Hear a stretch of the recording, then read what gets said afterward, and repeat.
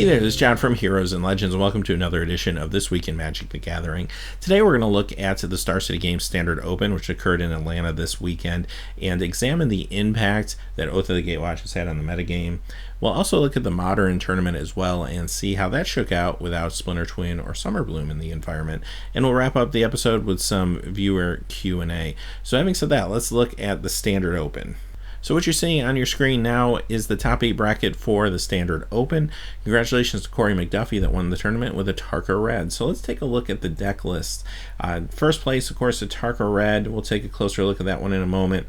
Second was Mono Green Eldrazi. Third, Jeskai Black. Fourth, Abzan Company. Fifth, Red Black Dragons. Sixth, Blue Red Prowess. Seventh, 5-color Bring to Light. And eighth, Abzan Blue. Now the theme for this weekend seemed to be there were some decks that were hugely impacted by Oath of the Gatewatch that really weren't decks before Oath of the Gatewatch that really are made possible by those cards. And then there's some other classic decks that we've known for a long time that have been made better by Oath. And I don't think this is a huge surprise because I think most players felt that this was going to be a powerful set. It had a lot of good cards in it, seemed to be a little more impactful as far as constructed goes than Battle for Zendikar was, so I don't think that's shocking. But let's jump into some of these deck lists. First, we're going to look at a deck that's actually not on the top 8, but it's the Mono Black Eldrazi deck list. This came in 12th, piloted by Barry Warner. The reason I point this out to y'all is this deck is just super Oath of the Gatewatch. 4 Bearer of Silence, 4 Matter Reshaper, 4 Reality Smasher, 4 Reaver Drone, 4 Thought-Knot Seer. And Thought-Knot Seer was probably the big card of the weekend, as I think I expected, and many people expected it to be. We also have 4 Crumbling Vestiges. You have a couple Mirror Pools thrown in there. This is just all about Oaths. There's 4 Spatial Contortions in this deck. This deck's just crazy. So obviously without Oath of the Gatewatch, this really isn't a deck. And it did very well, and I think with some tweaking, this could be a huge contender in the future. Now let's move to the Mono Green Eldrazi deck that Chris Brickley piloted to second place. Now this deck isn't completely filled with Oath of the Gatewatch cards, but it's really Oath cards that enable it and make it as great as it is. The 4 Thought-Knot series is really what takes this to a top tier deck. And you also get a Kozilek in here, you get a Waste, a Crumbling Vestige. So there's a fair amount of the Oath of the Gatewatch cards represented here. Even in the sideboard you get a World Breaker and an extra Spatial Contortion. Over in the main deck you get 2. So again, hugely influenced by Oath of the Gatewatch. Now let's look at the Blue Red Prowess deck. Now this deck doesn't have a lot of Oath cards in it, but really without Oath this isn't a deck because Storm Chaser Mage is a huge part of this deck, as well as a couple of the Expedites that are in here. So you do also get 4 Slip Through Spaces. Basically without these cards this isn't a thing, even though a lot of the other cards do look familiar, like your Jace Fern's Prodigy and your Monastery Swift Spares, your Abbot of Carrow Keeps, those type of cards. And finally, let's look at a Tarka Red closer. So at first glance, yeah, it's a Tarka Red, kind of what you expect. However, there's 3 Reckless Bushwhackers, and that card performed very well. A Tarka Red wasn't a real popular choice in the meta this weekend. Going forward, I think that will change because with the Bushwhackers, this was a very explosive deck, as it has been.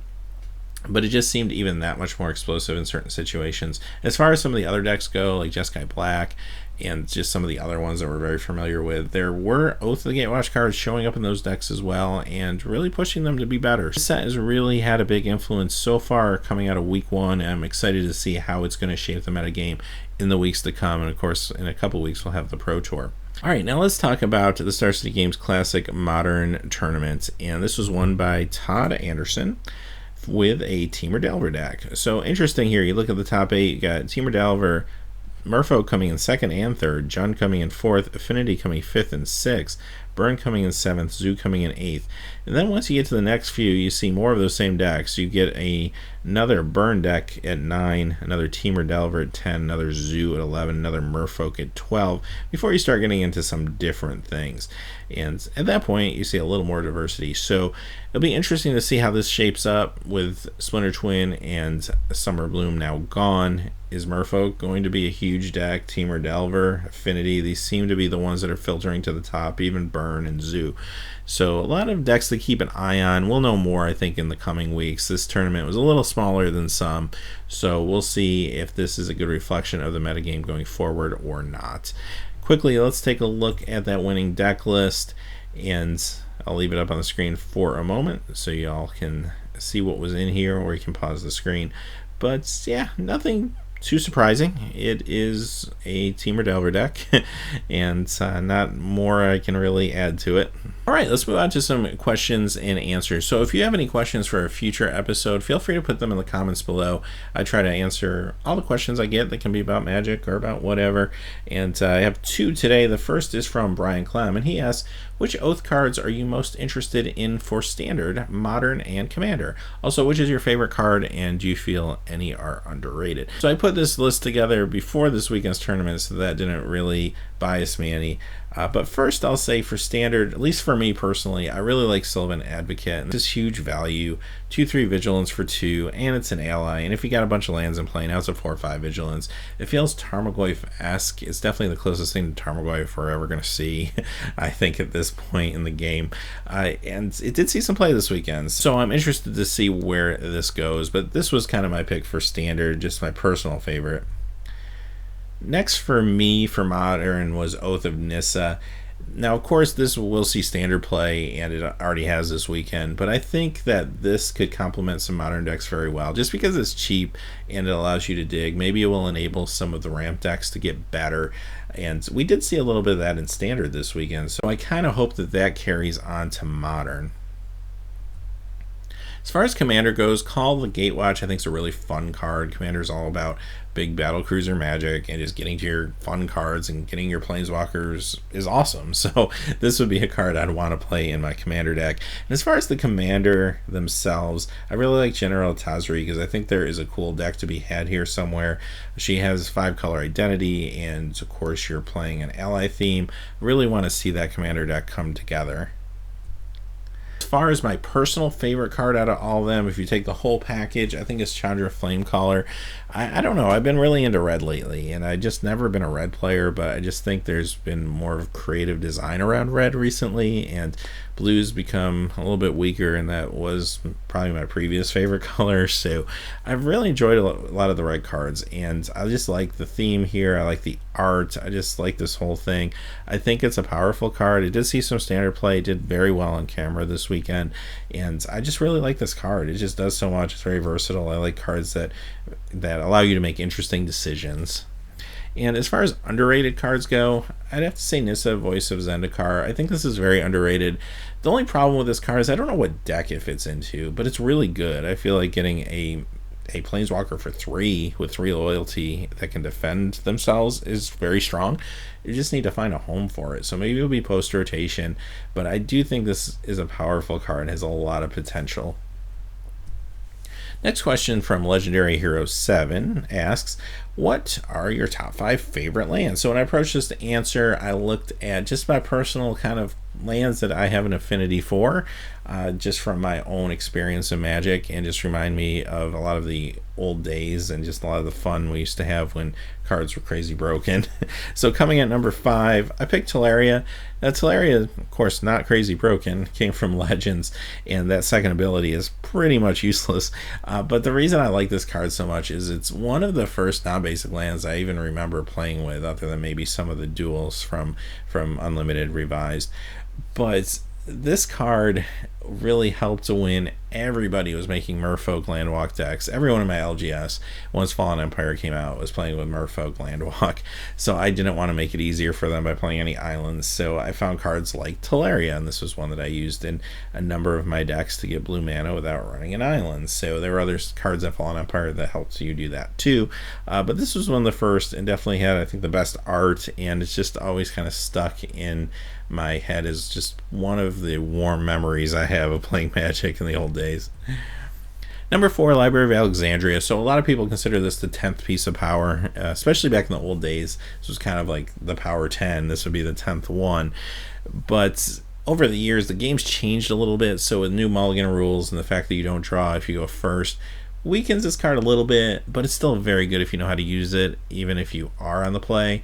And you can see that just in cubes, and it's still an awesome cube card. And in power cubes, this card's awesome, easily first pickable, and it's just a fun card. I always like the art on it as well.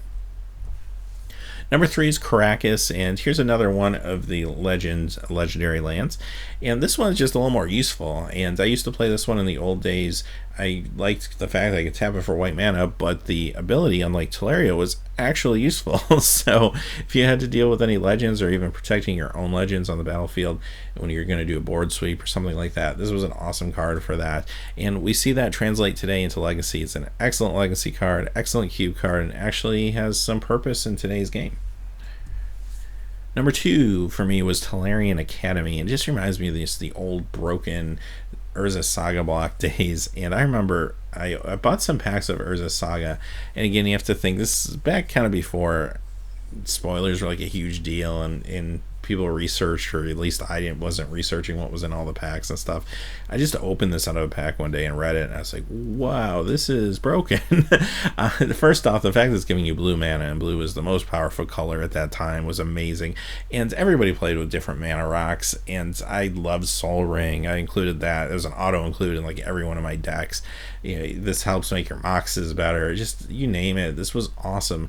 This was an awesome piece to a vintage deck that just kind of gave you a ton of blue mana to do whatever you wanted with, create endless combos. It comboed well with anything that would untap it, like Treachery and stuff like that. This card is just amazing. It's still good today in cubes. Still see some play, of course, in vintage, even though it is restricted. This card is just awesome. So one of my favorite cards of all time when it comes to devising crazy vintage decks and combos, and I just had a lot of fun with it back in the day. Number 1 for me is Maze of Ith. Now it comes from, I've mentioned this in previous episodes, my favorite set of all time, The Dark. I just love the theming of this set.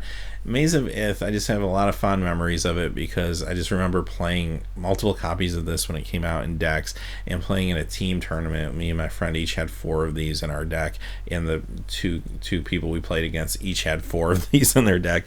Basically everyone was running 4 of these and 4 Juggernauts, and it was the most grindy, stupid game of Magic you'd ever imagine in your life. It was horrible, but it just was so funny at the same time. And you look at this card today, I don't even know what that art is to this day. What is that, and how is that a maze? I don't know. I'm unclear on that, but there it is, and it's just a unique card, and I've just always liked it, and it still sees play today in cubes. It's a good cube card. I mean, not first pickable, but it does a great job keeping you alive in show and tell strategies or reanimator strategies sometimes. So it's useful to this day, and of course they've reprinted it with better art in a From the Vault, so it's got that going for it too. But this is just one of my favorite cards. Just have a lot of great memories. Having said that, hey, that's the episode for this week. Again, if you have any questions, feel free to put them in the comments below. I'll try to answer them in a future episode. Until then, thanks for watching. Please remember to like and subscribe, and have a great day. Hey, thanks as always for watching. This video, like all my videos, was made possible by the generous support of viewers like you on Patreon.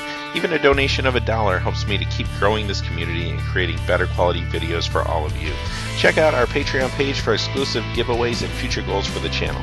If you haven't had a chance yet to subscribe, hit that subscribe button so you don't miss any of the MTG news, spoilers, set reviews, product openings, or finance videos on Heroes and Legends. Talk to you again soon, and have a good day.